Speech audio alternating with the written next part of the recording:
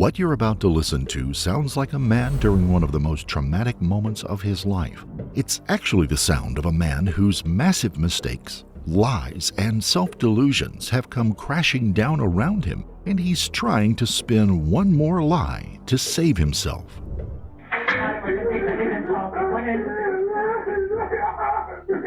Hello? She's not breathing. I'm trying to do CPR. I can't. Okay, listen to me. Can you tell me what your address is? I don't know. 218. 218 East Copeland? Okay. And who is it? Copeland, this is David Tronnes. Your name is Dan? David. Okay, your name is David? Okay, who is it that's not breathing? My wife, I'm Shanti. Your wife is not breathing? Okay. Sir, I need you to take a deep breath. Take a deep breath. Listen to me. I'm going to get the paramedics so we can try and get her some help, okay? Don't hang up. But as Shakespeare pointed out in Macbeth, there's some guilty blood that can't be washed away. So let's take a look into the deceitful stories of David Tronnes and the murder those lies led him to commit. Before we begin, we would like to send our deepest sympathies to the loved ones of Shanti Cooper Tronnes and her son Jackson, who will carry this tragic loss throughout his life.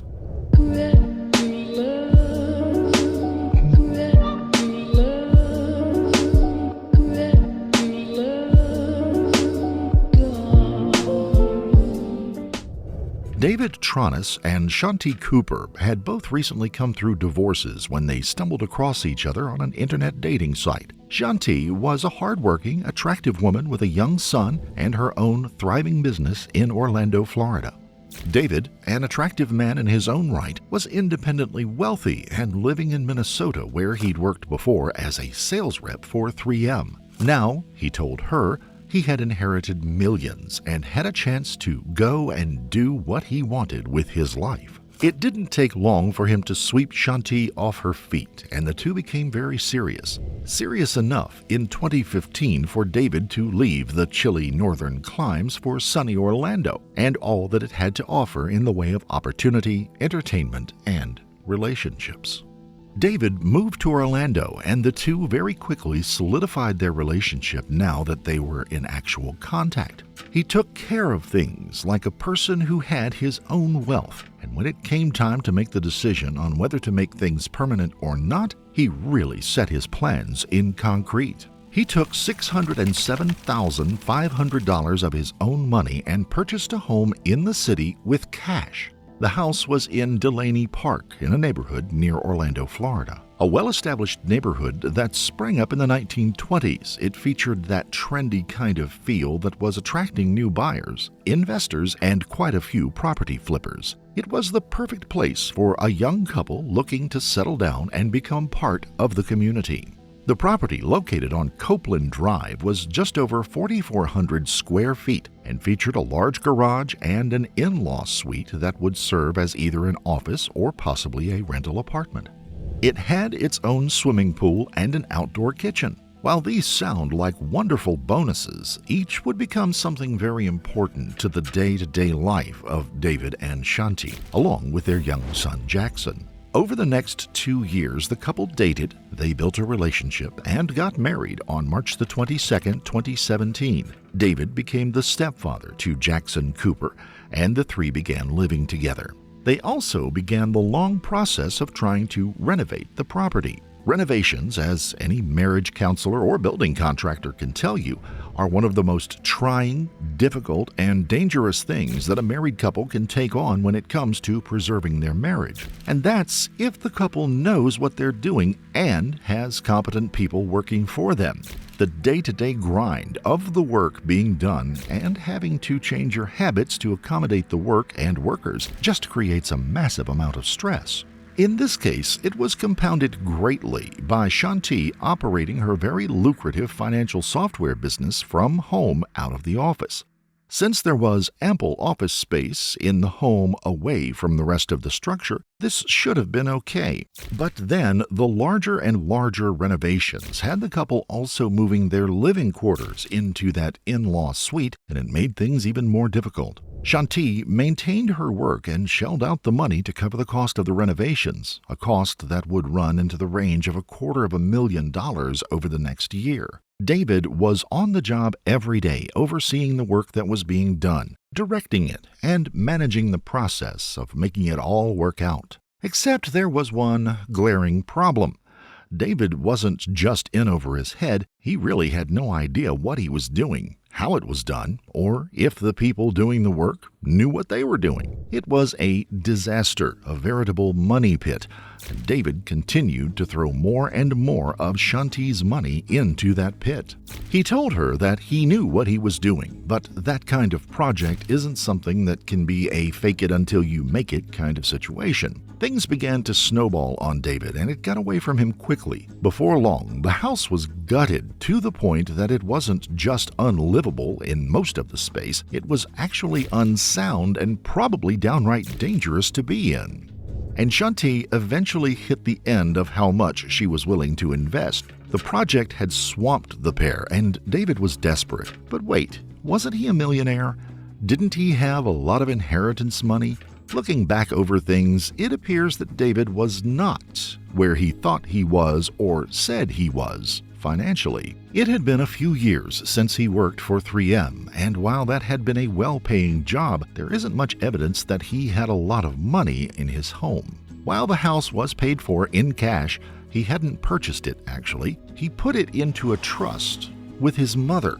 Perhaps she had provided the financing for it, or perhaps he had done so in case the relationship didn't work out, protecting himself against a future lawsuit in case there was a breakup. When he and Shanti married, curiously, he never made a change to the title of the property, retaining it in the trust with his mother.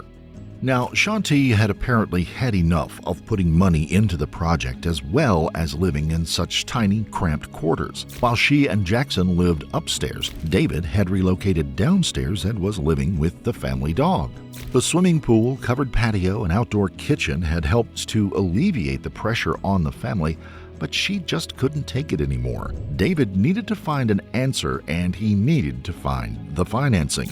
The problem is, he had no money. He had worked at the project for the entire time, but had no other employment. Then he stumbled across an idea of a possible way out. He saw a TV show on one of the many home improvement channels called Zombie House Flipping, and found out that one of the personalities, Keith Ory, worked in the general area of Florida. By being part of the show, the couple could get the project finished and at least some financial support in the process. David's first attempts to become part of the show didn't pan out, but he persisted and eventually got their attention. It was a great-looking property from the outside, but obviously a disaster from the inside, and the couple who owned it were attractive and willing to be on camera. Dave just called me on the phone and asked if I'd come by and take a look at the project. He said that they had done some work. They had fully disassembled this house to a degree that I'd never seen before.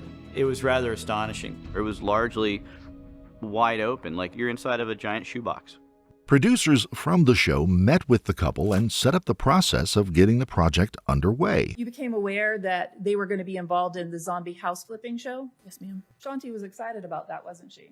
Yes, ma'am. Productions like this just don't happen overnight, and things had to be scheduled months out, meaning the couple not only had to wait, but couldn't do any additional work on the property until the production began. In the intervening months, Shanti lost her desire to be a part of the show and quite possibly lost her desire to be a part of the marriage as well. One of the Tronnes' neighbors, who had spent quite a lot of time with the family, said there were many signs that the relationship had become strained between the two, particularly because of the renovations. Now, as a couple, how often did you have an opportunity to observe the two of them together? Well, whenever we have them over, or my kids' pool party, or like I said, the Super Bowl, they came over to our house, just the two of them. So, I mean, we did see them. In the time that you spent around the two of them, did they appear to be affectionate towards each other? No. I never saw them hold hands, touch, kiss. It was a little strange. She was very frustrated by how long it was taking. I normally would do a project like this in 3 to 4 months, a full gut renovation on the houses that I've done. So, and she knew that. At the last pre-production meeting, just a month before the cameras were set to roll, Shanti refused to be a part of the discussion. As the producers waited in the house, David was able to coax her back downstairs to speak with them. But according to testimony from her personal assistant, she had obviously had enough at this point. The prosecutor at the later trial explains what the couple were going through and how it may have brought things to a boiling point between the two. There's costs and considerations involved. And if you're going to, sink a lot of money into this production, you want to know that the people involved are going to, to stick with the project, because you want to invest a lot of money in something and end up not happening. So because of this, he wanted to make sure that David and Shanti were on the same page. And he required a sit down with both of them to make sure they understood how the production was going to go, what was expected, and that there, wasn't going to be any surprises, or they were going to pull out, be any issues. Well, he had a hard time getting this scheduled with Dave. You're going to hear. And finally, he is, at his insistence, said, no, we cannot go forward with this production unless this happens. He was able to set a time about a week before Shanti's murder, and he came over to the house to meet with both Dave and Shanti. Her demeanor at that time, she was not into this. You're going to hear this is not something that she was involved in.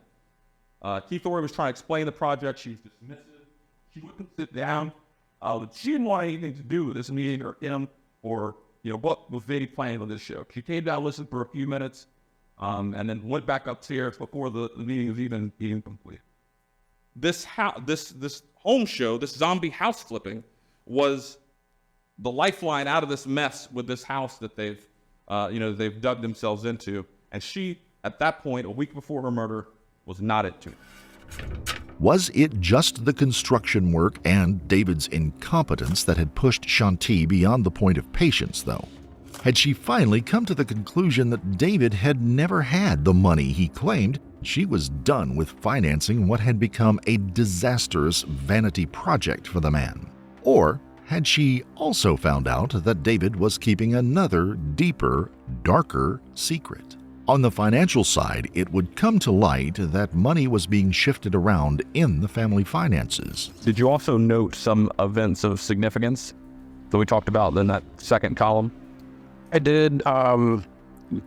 Basically, we notated any large transactions, did notate a lot of money being moved around between accounts, particularly in April of 2018 and beyond that date. Receipts would also expose David was running a secret second life outside of the marriage. Every 3 months, he would pay for a membership at the Club Orlando Athletic Ventures, a private club catering to gay men with a fitness club, saunas, and a video lounge, and private rooms. The receipts also showed that he had even attended the place the very day the couple got married, with some 80 other visits over the next year.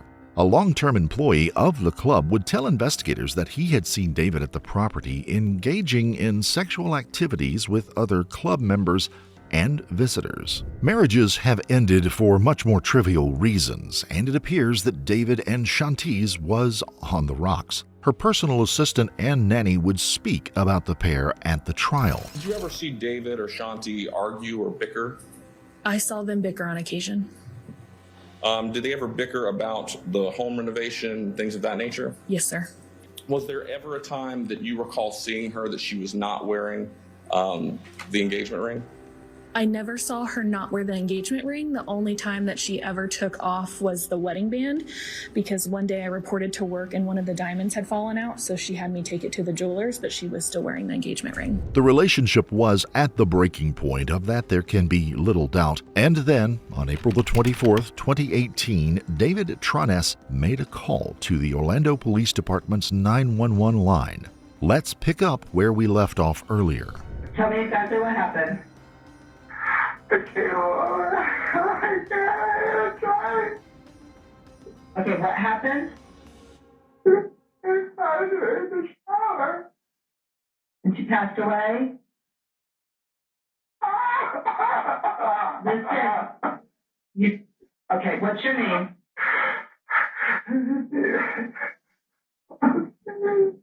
Okay, are you with her right now? Yes. How old is she? 39. How old? 39. Okay, is she awake right now? No. Is she breathing? I can't wake her up. I can't wake her up. Okay, listen. Is she breathing? No, I tried to do CPR. I can't get her to breathe. Okay, can you get her out of the shower? I can't. I pulled her out. Okay, is she laying flat on her back? Yes. Okay, and you don't know what happened or when anything happened? Oh. Okay. Is there a defibrillator available? A what? Is there a defibrillator available? No. Okay. No. We can do CPR. Okay. Okay. We can do CPR on her until the paramedics get there. Okay.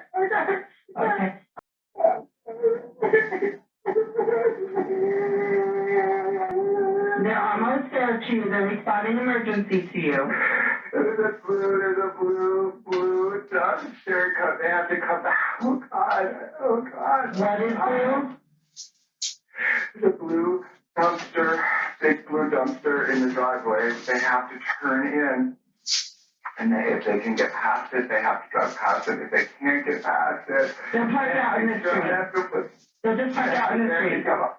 Yeah, but we're in the back. We're in the far back. They have to get back to the gate and come up the stairs. Oh, God.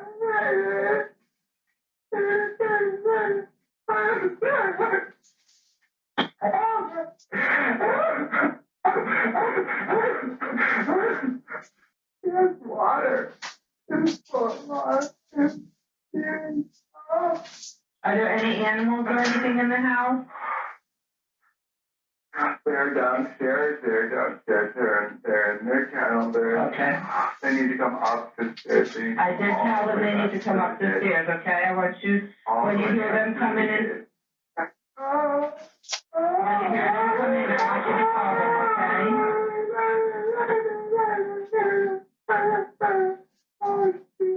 Has she been sick or something? Yeah. Oh, God, what happened, baby? Baby.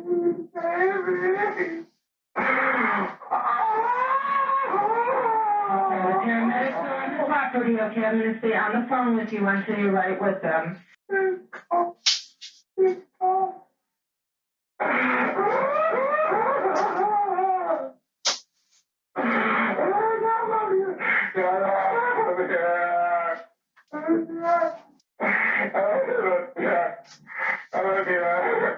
Are they there with you?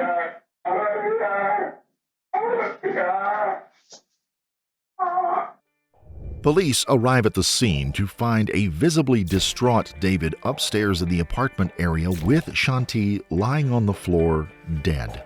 Something about the scene and David's mannerisms have them call for detectives, and what had been reported as an accidental death quickly became a crime scene investigation. Orlando police detectives Teresa Sprague and Barb McClelland were dispatched to the scene along with a forensics team. As the team gathered evidence and took photographs, the two asked David what had happened. He tells them that he had returned home after being out to the park with the family dog and that he spent time doing yard work before coming upstairs to check with Shanti to see when they were going to pick up Jackson from his father's house later that day. David claimed that he found Shanti lying face down in a partially filled bathtub, that she must have slipped, fell, and hit her head and possibly drowned. He tells the officers that he pulled the body out of the tub, across the floor, where he laid her on a mattress pad and tried to give her CPR before calling 911. What he told them and what they saw at the scene just didn't add up, though, and they had brought him in for questioning as the forensics team remained hard at work putting together the evidence that would hopefully tell the entire story, and quite possibly a different story. Detectives would meet up with David at the police station in an interrogation room around 11 p.m. that night. There were many questions they needed answers to. Because you heard the water and didn't hear her, you felt something was wrong? I went upstairs. I don't hear her talking on the phone, so I say hello. I don't hear anything back. I can hear water running. She's not saying anything. Doesn't seem right. Sometimes it is hard if you have the water running to hear somebody out there, so that was my assumption. Okay, so it's one room. You don't see her? Is the bathroom door open or closed? Open. Open? Okay, and so you walk toward the water that you're hearing? Yeah, looking the back thing. Okay, and the door is open, and what happens? Where you sit? The water is running, but I don't think the drain is closed, because if it was, it would be going over, right? So the water's like half full. She's submerged partially, but she's also partially not submerged, and one of her legs is kind of sticking up and out a little bit. And it's just extremely awful, and it doesn't look natural. Obviously, she fell or something happened. And I tried to pick her up. I threw the water on. I tried to pick her up. She's stiff. She's still. It's hard to pick her up. She's not. It's like a sack of potatoes. It's not easy. She's not moving with me. I grabbed her arms and kind of pulled her this way. And over, I think partially over, and that's when I realized that I wasn't going to be able to carry her. I tried to pull her. I was being as careful as I could, and at the same time I wanted to get her out of the love. I was screaming, what's wrong? And I pulled her out into the other room, and I didn't know what to do. He then goes on to tell them about how he moved her across the room. They seem unconvinced. It was hard to move her that way, so I turned her and I held on to her wrists. I still think that there's something I can do to help. And I'm kind of moving her, trying to get her, just shake her a little bit and trying to get the water out of her lungs. I got her in front of the couch, and I had to stop. I put her down, and I tried to lift her head up to kind of clear, I guess it's the thing you do if you're going to do CPR or something. Okay, she's fighting. She had blood coming down her hips and on the side of the body. And I'm still thinking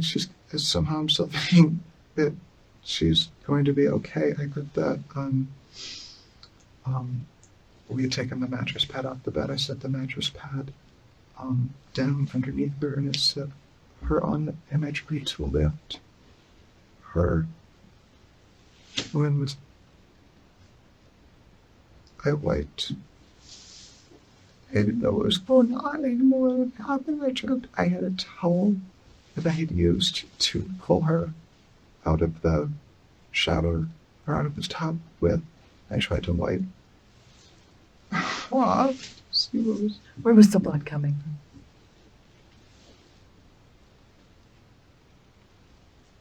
The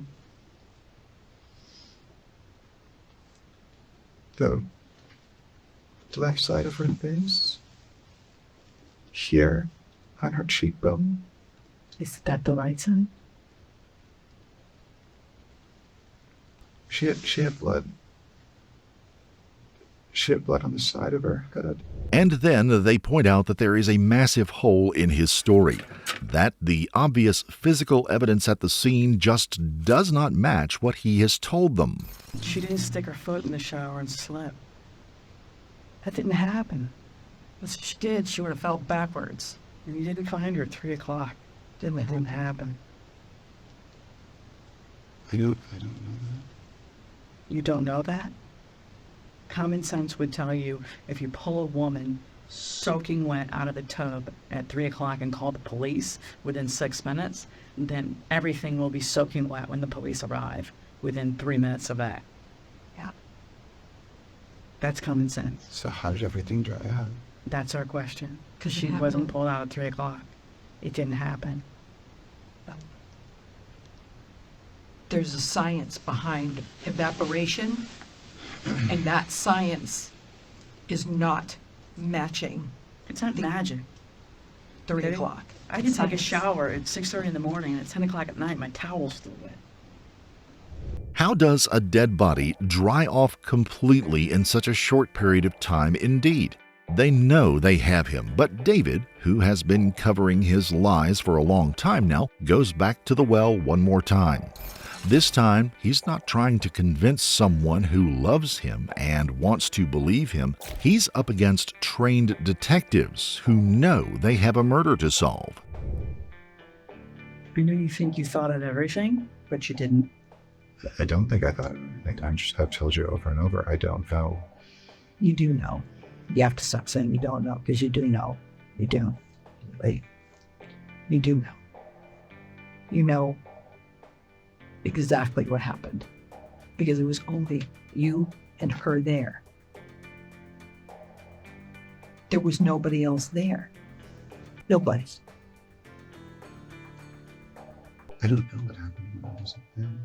No, I'm sure. There had to have been close to well over an hour in the morning that I wasn't there, and well over 2 hours in the afternoon. Right, that's very possible that you left the residence. However, when you were there, whatever happened to her happened when you were there.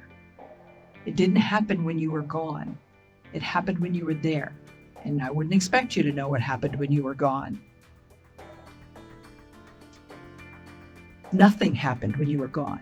She was already deceived. Finally, they call it what it is. Talk around in circles. Trust me. The evidence and her body speak for itself. And your story is BS.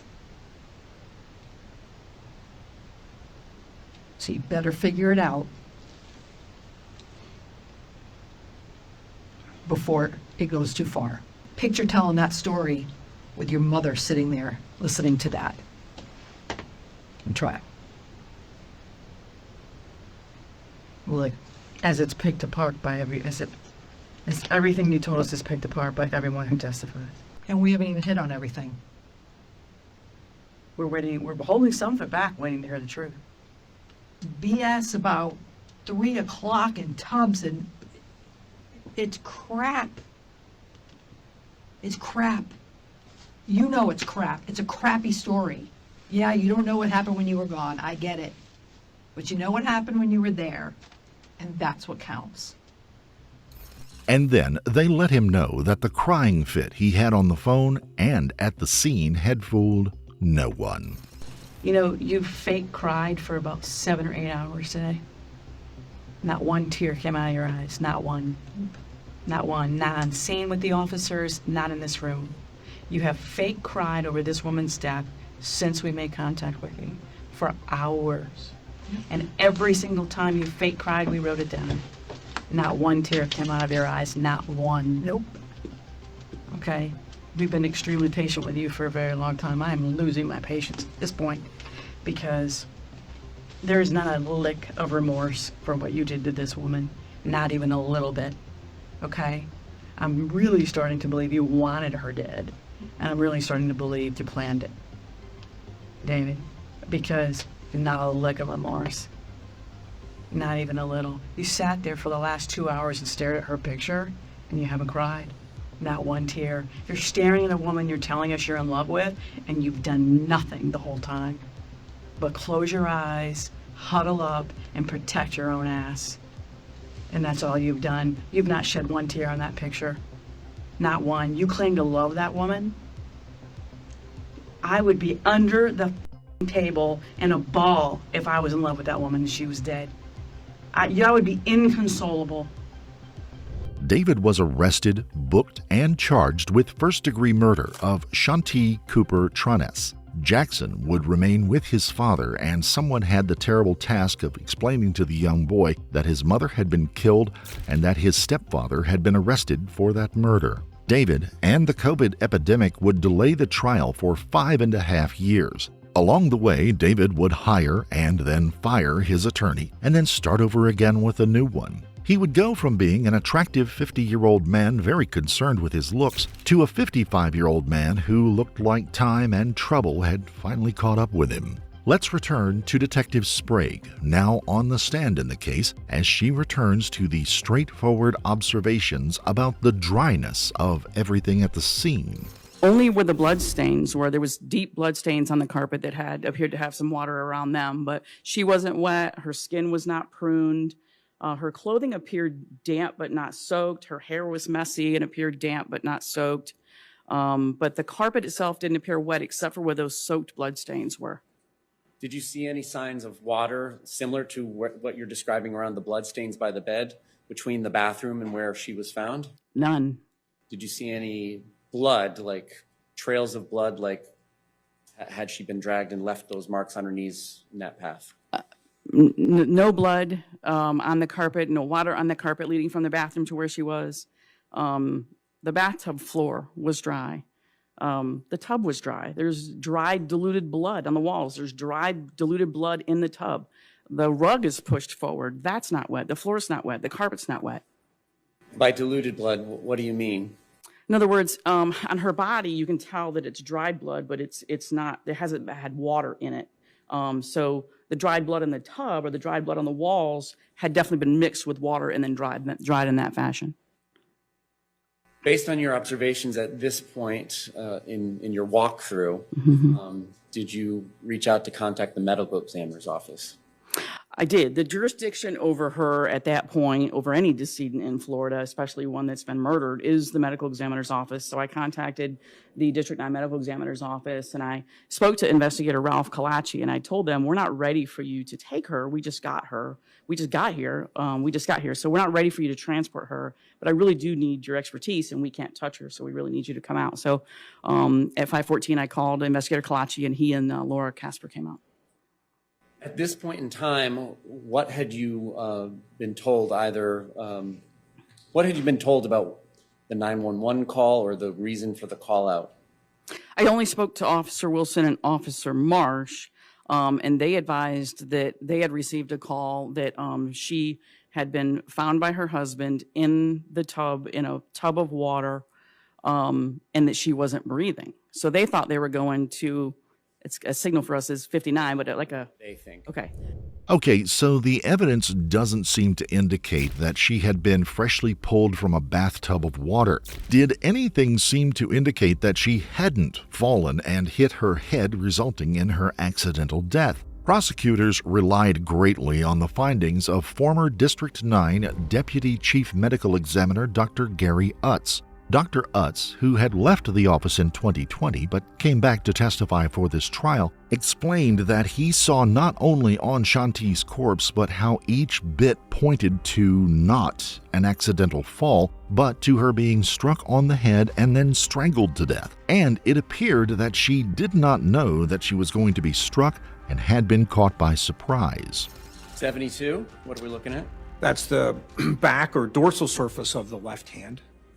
Are there any signs of injury or trauma that you took note of? There may be a small mark there on the anterior wrist, or I'm sorry, the posterior wrist, the dorsal wrist. Yes, right there. 73?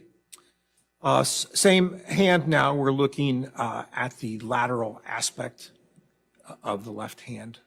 Any signs of injury or trauma? That same mark appears to be there on the wrist. 74?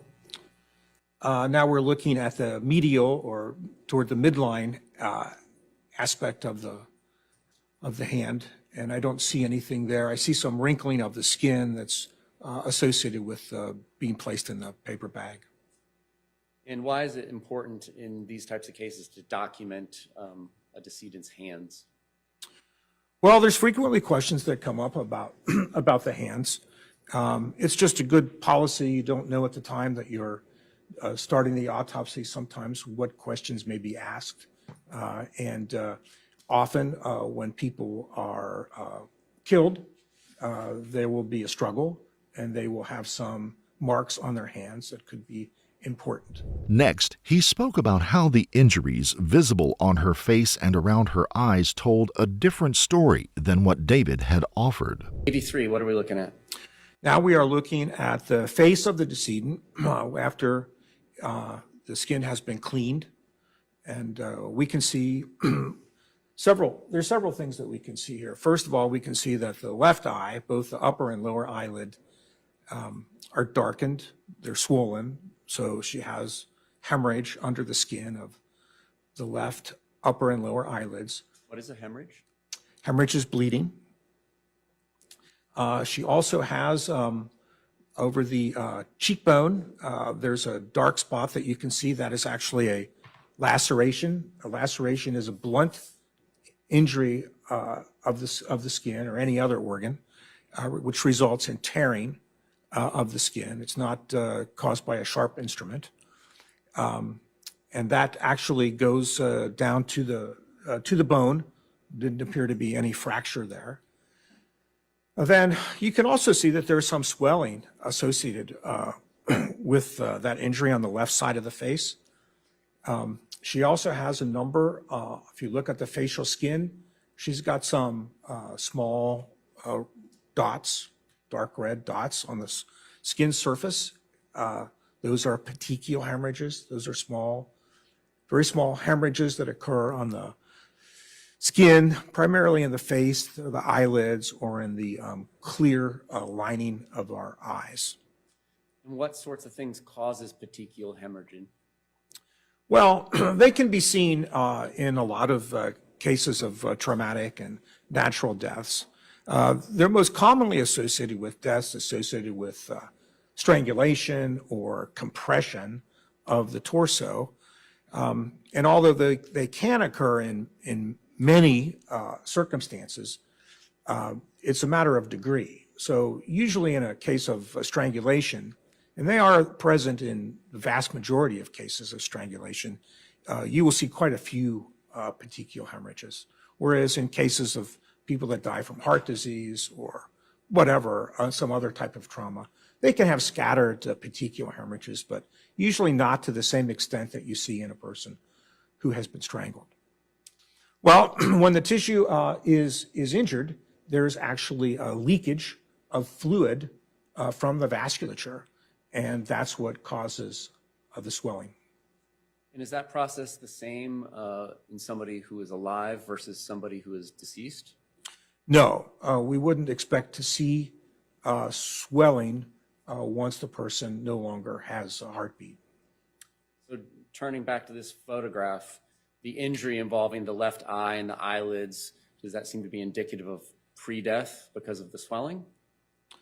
The swelling and the coloration. I mean, there can be circumstances, for instance, if I were to autopsy a person who didn't have dark swollen eyelids like that and turn them over on the autopsy table and leave them like that for a day, they could develop something that looks similar to this.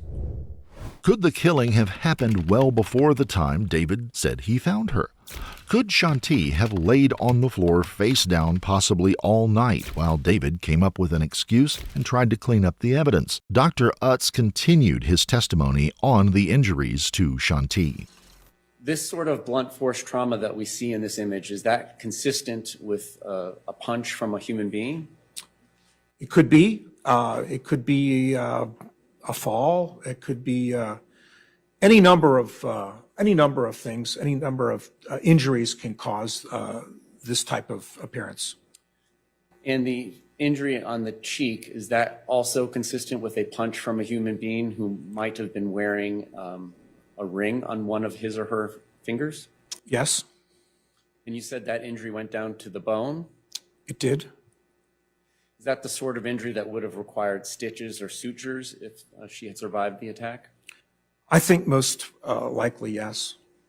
He then detailed how there were abrasions to Shanti's thighs just above the knees. What are we looking at in 85? Now we're looking at the lower torso, and here we can see most prominently over the superior aspects, the upper aspects of both knees, there's abrasions there. So as I mentioned earlier, the skinned knee, the difference here is that when you fall and skin your knee, the abrasion is actually a little bit below the midline of the knee. In this case, these abrasions are above the midline of the knee. So that leads me to believe that these were most likely caused by dragging the individual in a face-down position. Is there anything you can say about these injuries above the knees in relation to time of death?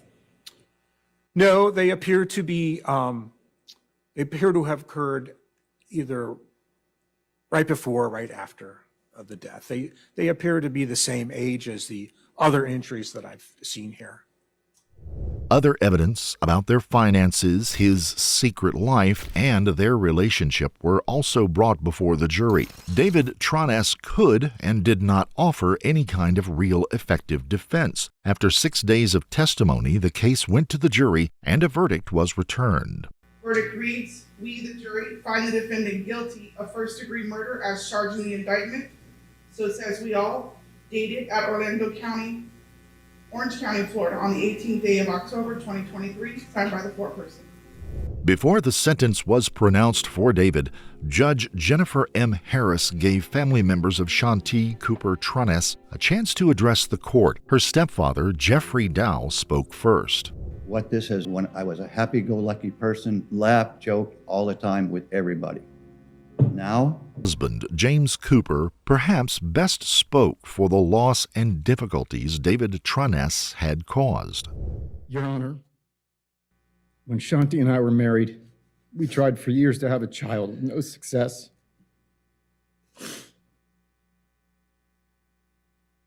It was an extremely difficult time for us, and we were about to give up when we got the wonderful news in early 2009.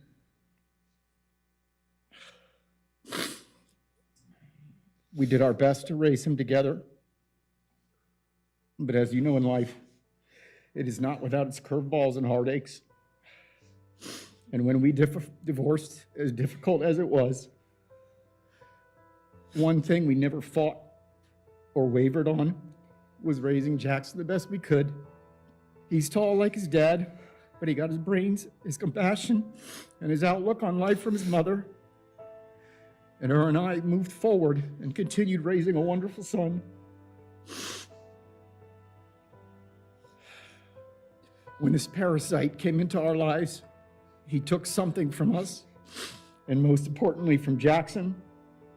And what he took is not replaceable. It is something that I struggle with every day. He lost a good parent. It is still unfathomable to me what he did to her and what he put Jackson through.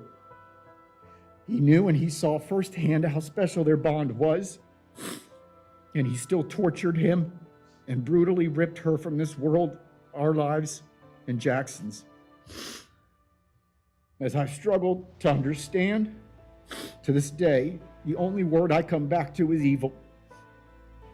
Only evil would do what he did to her and Jackson when he had the choice not to do what he did. For every wonderful achievement he experiences, as young children do when they grow up, it bothers me as we experience these moments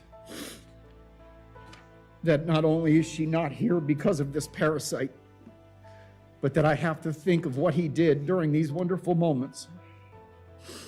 Awards at school, great report cards, acting in the school play, and I don't know if that will ever change, but it makes me so proud to see him flourish, knowing she had an everlasting impact on him, despite what this parasite did. David Tronnes finally was asked if he had anything to say before his sentence was passed. Mr. Tronnes, anything you wish to say prior to sentencing?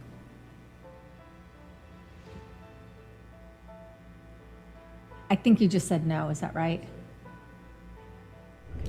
He was a man who had told many lies and had proved unable to accomplish really anything he had promised. And for once, he did the only thing he could do that would harm no one else. He held his tongue and stayed silent. There was nothing left to do but follow the state sentencing guidelines. David Tronnes was sentenced to life in prison for the first-degree murder of his wife, his benefactor, and the last person who may have ever believed in him. If you found this case compelling, don't forget to like the video, comment down below your take on it, and please subscribe to the channel. Now, take just a moment and please give us your opinion on the question from today's episode. Had David Tronnes just simply hired an experienced contractor to renovate the family home, do you think that the three would be living happily together today? Or would a bad end have come to them eventually? Comment below and let us know your feelings. Also, hit the notification bell in order to stay up to date each time we reveal a new shocking case. Until next time, stay safe and keep your eyes peeled. You never know what's lurking in the shadows.